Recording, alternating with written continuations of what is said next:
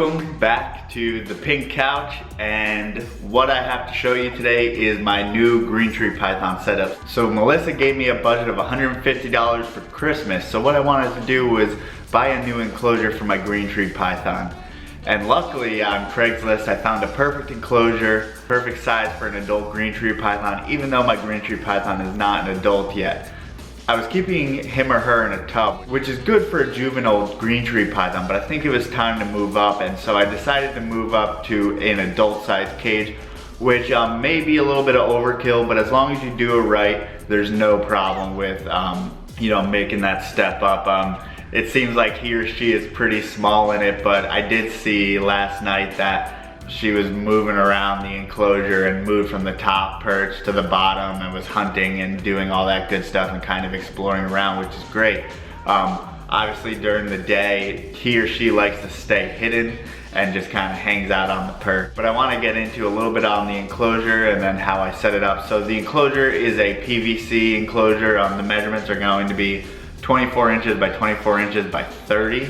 So it is actually 30 inches wide and then 24 inches high and 24 inches deep. This is the perfect size for an adult. A lot of people keep adult males, which are a little bit smaller than females. They keep them in cubes, which would be 24 by 24 by 24, so just perfect 2 feet all around, and then females in a little bit bigger one. Quite frankly, it's not a giant deal. They stay on the perch and hang out most of the time. You just want to make sure that you have a good thermal gradient. So that's really the most important thing when it comes to your enclosure for most reptiles, especially green tree pythons. You can keep them ambient, which the ambient temperatures would be somewhere between 80 and 82 degrees, and people have success with that. But I want to make sure that I have a thermal gradient just of the way that I'm gonna set them up. So this enclosure has sliding glass doors, and you'll see some that have swing doors, but I think sliding glass is probably the best way, especially if you have a snake that's a little aggressive or food aggressive. You can just open one side, or like this enclosure formerly housed venomous, so that's a great thing for venomous. You want to stay out of the way of those snakes, so a swinging door wouldn't be very convenient. It would open you up to a lot more problems. You can just crack open the glass a little bit, throw in a rat or with your feeding tongs, and you stay out of the way of the sharp end of the animal. With the green tree, he or she is really calm, so that's not really a big deal, but it is nice because you can remove those glass doors and get into the cage really good. That being said, I did disinfect everything when I first got it. It was used, so I want to make sure that I disinfect. What I use for disinfectant is going to be a veterinary cleaner, and kills all the bacteria that could have been present from the previous owner. So I want to make sure I'm not introducing anything new to my animal. People do that as a quarantine for animals that they first get in, but anytime you get something new in for your reptiles, whether it's tongs that you bought at a reptile show, because you're being exposed to all those animals at the reptile show, or an enclosure that you bought at a reptile show, just disinfect it, make sure everything's good. That's just an extra precaution. Now, as far as the perches go, they are actually PVC pipe with end caps in them, and what they do is saw out a particular part of the pipe to fit onto this little upside down T looking thing that you'll see the video. It's hard to explain, but it makes sure that the perch doesn't roll around, so the animal's not climbing around while the perch is rolling, and obviously they don't want to perch on something that's unstable, so that's important. But it also makes sure that the perch is still removable, which is really important. And those PVC pipes were actually hit with a blowtorch, which burns them, which gives them more of a branch look, and then twisted a little bit just to get different feels for the snake and stuff like that, and it makes it a little bit skinnier. Honestly, the perches are a little bit wide for what I have the snake on right now, so I may consider getting smaller pipe and hanging that up below, giving it more stuff to move around on. But for now, I'm gonna keep it like this until I have a little bit of time to make a new perch. And also I want to get water bowls. David Brahms, I believe the company is called 3SD or something like that, but it is, he does 3D printing and he does perch water holders. So what it is a little plastic piece that you can screw onto your perch, and you can put your water bowl in, which makes your water more accessible to your snake. Even though I saw the snake come down last night and he or she could definitely drink the water, but you want to make sure that there's always accessible water. So that's something to consider in the future. That's something I want to get.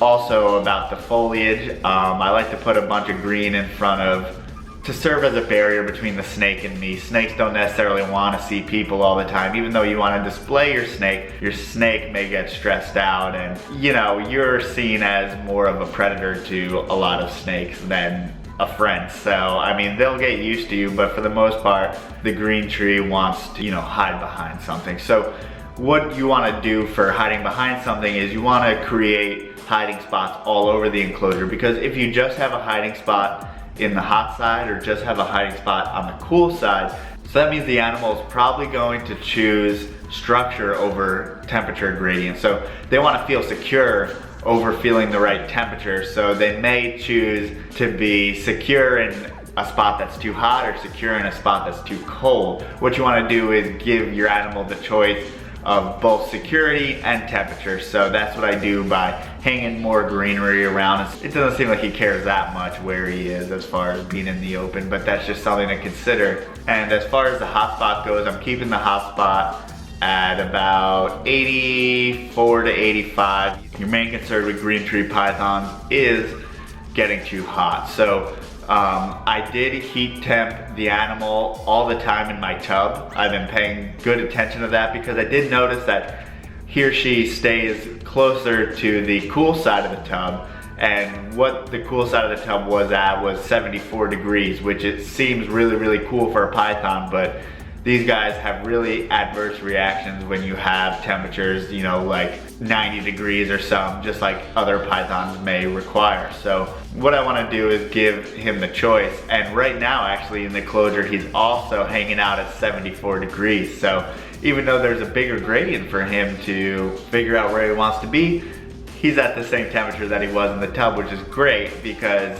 it shows that he actually prefers that temperature, and it wasn't just the enclosure influencing him to go to that temperature. Then again, it's hard to know if an animal is smart enough to know the exact temperature they want to be at, but that's what I'm giving him and that's where he's staying. I want to make sure that I do give him that warm hot spot just to make sure that, you know, that's not saying that, okay, now I'm going to keep the enclosure at 74 all the time and I don't need a radiant heat panel or anything. That's just not true. I want to make sure he has the choice, whether maybe he will eat a meal and then go digest it in the hot spot. So I want to make sure to give him that. Under all circumstances, all seasons, all things like that, you have that temperature gradient just to make sure.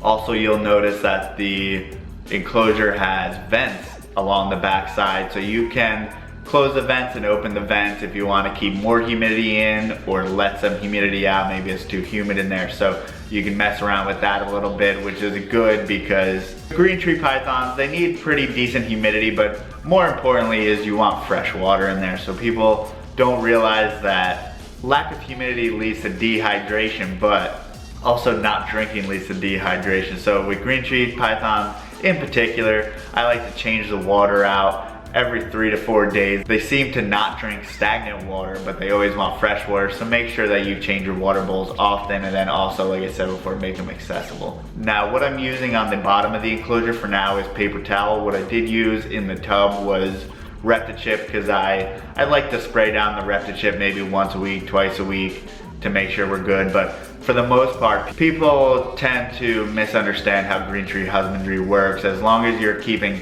decent humidity in the enclosure, you don't have to spray your animal every day. You know, a lot of people go in there and spray bottle their animal directly. Calm down, because the water, you don't know the water temperature, and if the water's room temperature and your python's at a little bit warmer than room temperature, then what you're doing is you're spraying them and you're changing his core temperature. You're taking his core temperature out of his control, because just like you get out of the shower and you're a little bit cooler because that water evaporates and makes you cooler, you know, that's why you sweat and everything. Water on your skin makes you cooler as it evaporates. I don't want to make my snake any cooler. I want to make sure he has that choice. You know, I don't bring it upon him. So what I do is I spray mostly the substrate on the bottom or the paper towel and not him. You know, I'd much rather spray that because it creates humidity, and you want to make sure that your thermostat is set to the proper temperature, but you also want to make sure that you're heat temping. So what I'm doing is heat temping the top perch and then adjusting it small to try to get it somewhere between 83 and 85 degrees in that hot spot. I don't always trust the thermostat temperature. I really want to heat gun it and make sure that it's correct. make small adjustments along the way. And I just want to mention a few other things about green tree husbandry.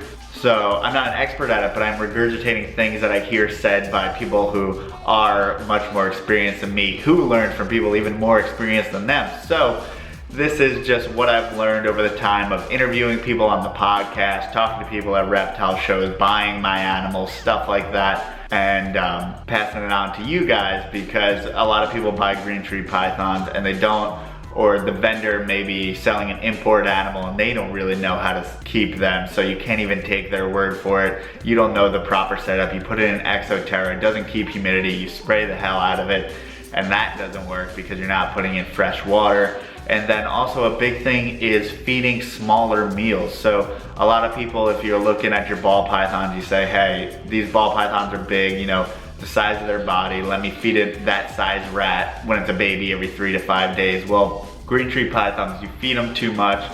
Even you've seen some adverse reaction with feeding rats, so a lot of people want to stay at mice. So what I do is feed an appropriate size meal, which appropriate size meal may be the width of their body, but keep in mind that when you take them off their perch, the width of their body is not very big. So even though my snake looks like it may take an adult mouse, if it was a different species, really it's somewhere around hopper mice. And always err on the smaller side and less often side, because it just seems like when you get more often and bigger meals, they tend to have problems digesting them, and then you have undigested pieces of their prey coming out, and then it also leads to prolapse. So prolapse is very, very common in green trees. I had it happen in my green tree because I fed it too big of a meal. So you really want to be cognizant of that. I've learned that from experience, from messing it up. So please don't do what I did and learn from me instead of having to make the mistake that I did. So that being said, there's a lot of ways to house a green tree python. There's a lot of ways to create a proper environment for these snakes. That is how I do it.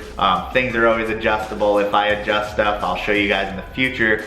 That's just a little bit of how to keep a green tree python, and then also wanted to show off my new enclosure. Thank you guys so much for watching. Please like, comment, subscribe, and if you made it this far, you're on the team.